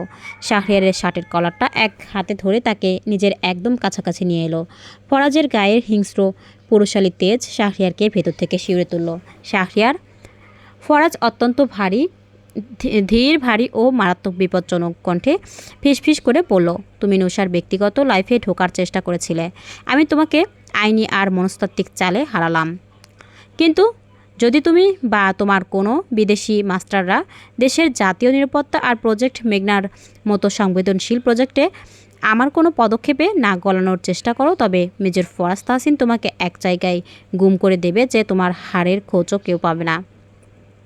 শাহরিয়ার থরথর করে কাঁপতে লাগলো। ফরাজের চোখের ভেতর যে খুনের দৃষ্টি ছিল তা সাধারণ মানুষের নয়, তা এক দেশপ্রেমিক এবং বিপজ্জনক মিলিটারির কমান্ডারের চাহনি। শাহরিয়ার কোনো মতে নিজেকে ফরাজের হাত থেকে ছাড়িয়ে নিয়ে পিছিয়ে গেল। তুমি ভুল করছো ফরাজ। ওই প্রজেক্ট বন্ধ করা তোমার সাধ্যের বাইরে। সময়ই বলবে কার সাধ্য কত দূর। ফরাজ এক চুলও নড়ল না। এখন আমার ঘর থেকে দূর হও। শাহরিয়ার আর এক সেকেন্ডও দাঁড়ালো না। সে ফরাজের সেই ভয়ানক রূপ দেখে দ্রুত পায়ে তাহসিন ভিলা থেকে বেরিয়ে গেল। ড্রয়িং রুমে আবার এক গভীর রহস্যের মেঘ ছেয়ে গেল। প্রজেক্ট মেঘনা, পারমাণবিক বিদ্যুৎ কেন্দ্রের ল্যান্ড ফাইল। ফরাজ তাহসিন শুধু নুসার টানে বা পারিবারিক ছুটির জন্য বাড়ি ফেরেনি। সে যে কোনো এক বিশাল আন্তর্জাতিক ষড়যন্ত্র এবং বিতর্কিত সরকারি প্রজেক্ট বন্ধ করার মিশন নিয়ে মাঠে নেমেছে তা এবার পানির মতো পরিষ্কার হয়ে গেল। ফয়সাল তাহসিন ভয়ে ভয়ে বললেন, ফরাজ, শাহরিয়ার এসব কি বলছিল? সরকারি বড় প্রজেক্ট বন্ধ করার চেষ্টা করছো তুমি? তোমার ওপর তো বড় কোনো বিপদ নেমে আসতে পারে। ফরাজ কোনো উত্তর দিল না। সে মিলিটারি ক্যাপটা টেবিল থেকে তুলে নিয়ে বাবার দিকে তাকিয়ে খুব স্বাভাবিক গলায় বলল, আপনারা ভাববেন না, দেশের সুরক্ষা কিভাবে করতে হয় তা সেনাবাহিনী ভালোই বোঝে। ফরাজ কথাটি বলে সোজা সিঁড়ির দিকে পা বাড়ালো। দোতলার করিডোরে আলো আঁধারির মাঝে দাঁড়িয়েছিল নুসা। ফরাজ যখন সিঁড়ি দিয়ে উঠে এলো তখন নুসার মুখোমুখি এসে দাঁড়ালো। নুসা ভিজে চোখে ফরাজের দিকে তাকালো। তার মনের ভেতর এখন দুটি অনুভূতির লড়াই, একদিকে ফরাজের প্রতি উতলে ওঠা অসীম গভীর ভালোবাসা, অন্যদিকে ফরাজের মাথার উপর নেমে আসা এই অদ্ভুত কালচে প্রজেক্টের বিপদ সংকেত। নুসা ফরাজের মিলিটারির ইউনিফর্মের হাতাটা আলতো করে চেপে ধরল। ফরাজ ভাইয়া, আপনি 5 বছর ধরে আমাকে এভাবে আগলে রেখেছেন, আর আমি আপনাকে কত ভুল বুঝেছি। ফরাজ এক পা এগিয়ে এসে নুসার একদম মুখোমুখি দাঁড়ালো। সে নিজের শক্ত ও গরম হাতটা দিয়ে নুসার গাল বেয়ে পড়া পানি ফোঁটাটুকু মুছে দিল। এই ভাইয়াটাকে ভুল বোঝা শেষ হয়েছে নুসা। ফরাজ নিচু গভীর আর মাতাল সুরে নুসার একদম কানের কাছে ঝুঁকে বলল, 5 বছর ধরে নিজের মনের ভেতরে জমে থাকা বরফটাকে একটু একটু করে গলিয়েছি শুধু তোমার ওই ভীতু চোখের চাহনিটার জন্য। আজ যখন তুমি স্বীকার করেছ যে তুমি শুধুই আমার, তবে এবার আমার দায়িত্বটা আমাকে পালন করতে দাও। নুসা ফরাজের বুকে মাথা লুকিয়ে ফেলল। ফরাজের শক্ত ও সুগঠিত বুকটাতে নুসার মাথা রাখতেই ফরাজ এক হাতে নুসার কোমর জড়িয়ে ধরে তাকে নিজের বুকের সাথে মিশিয়ে নিল। ফরাজের ইউনিফর্ম থেকে সামরিক সুবাস আর পুরুষের উষ্ণতা নুসাকে এক অদ্ভুত নিরাপত্তার চাদরে ঢেকে দিল। কিন্তু ওই প্রজেক্ট। নুসা ফরাজের বুকে মুখ রেখেই বিবির করল, শাহরিয়ার কি বলছিল ফরাজ ভাইয়া? আপনার কোনো বিপদ হবে না তো? ফরাজ নুসার চিবুকটা আলতো করে ধরে তার মুখটা উপরে তুলল। তারপর নুসার কপালে এক দীর্ঘ গভীর ও উষ্ণ ভালোবাসা এঁকে দিল। আবার ভাইয়া, মেজর ফরাজ তাহসিনের একমাত্র দুর্বলতা ছিলে তুমি নুসা। ফরাজ তার কপাল ঠেকিয়ে মৃদু হেসে বলল, আর আজ যখন তুমি আমার পাশে আছো, তখন কোনো ষড়যন্ত্র বা কোনো শক্তি ফরাজ তাহসিনকে হারাতে পারবে না। প্রজেক্ট মেঘনার আড়ালে দেশের যে বড় ক্ষতি করার চক্রান্ত চলছে তা আমি উপড়ে ফেলবই। তবে তার আগে ফরাজ নুসার ঠোঁটের কোণে চোখ রেখে এক রহস্যময় আর গভীর অনুরাগে বলল, তবে তার আগে আমার এই অবাধ্য বউকে কিভাবে কাছে টেনে নিতে হয় তার হিসেবটা চুকাবো। নুসার মুখ লাল হয়ে উঠল। সে ফরাজের বুকে নিজের মুখটা আরও গভীরভাবে লুকিয়ে ফেলল। তাহসিন ভিলার বাইরে তখন রাত নামছে, কিন্তু ঘরের ভেতরের শীতল যুদ্ধের মেঘ কেটে গিয়ে সেখানে জমা হয়েছে এক তীব্র, গোপন ও রোমান্টিক ভালোবাসার উষ্ণতা। তবে এর মাঝেও ছায়ার মতো পিছু নিয়েছে প্রজেক্ট মেঘনার সেই বিপজ্জনক রহস্য, যা ফরাজ আর নুসার এই সদ্য ফোটা ভালোবাসার উপর বড় এক ঝড়ের ইঙ্গিত দিচ্ছে। ভিডিওটি কেমন লাগলো অবশ্যই কমেন্ট করে জানাবেন, আর প্লিজ চ্যানেলটিকে সাবস্ক্রাইব করে পাশে থাকবেন। ধন্যবাদ।